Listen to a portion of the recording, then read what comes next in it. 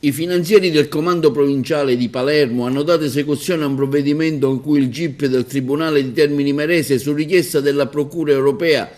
sede di Palermo, ha disposto nei confronti di 6 persone fisiche e di una società di capitali il sequestro preventivo anche nella forma per equivalente di somme e beni per un valore complessivo di oltre 7,2 milioni di euro, quale profitto delle condotte delittuose ipotizzate. I reati contestati dalla Guardia di Finanza allo Stato sono a vario titolo truffa aggravata per il conseguimento di erogazioni pubbliche, dichiarazione fraudolenta mediante utilizzo di fatture per operazioni inesistenti ed emissione di fatturazione per operazioni inesistenti.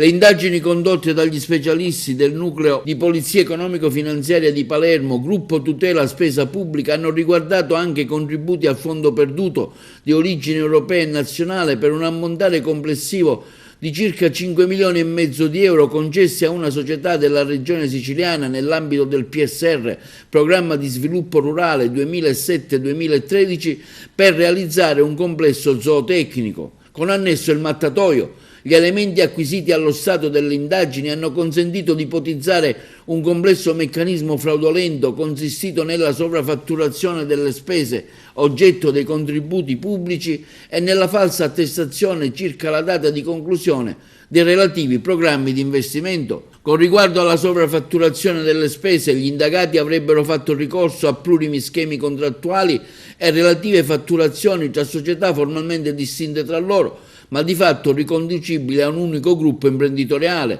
finalizzato a far aumentare il costo dei beni rendicontati alla regione siciliana ai fini di ottenere pubbliche sovvenzioni. In pratica, le forniture oggetto di pubblica contribuzione avrebbero subito dei passaggi meramente cartolari tra più società riconducibili agli indagati, in modo tale da fare aumentare artificiosamente il costo finale dell'investimento, documentato poi alla regione siciliana. L'ammontare complessivo delle fatture che si ipotizzano gonfiate è pari a circa 13 milioni di euro. Per tale motivo il sequestro preventivo disposto dal GIP del Tribunale di Termini Imerese ha riguardato l'ammontare complessivo del presunto profitto sia dei reati di truffa aggravata per il conseguimento di erogazioni pubbliche di circa 5 milioni e mezzo di euro e sia di reati fiscali contestati, tra cui 1,700 milioni di euro tra IRES e IVA che si ipotizzano evase. L'odierna operazione di servizio testimonia quindi la stretta sinergia operativa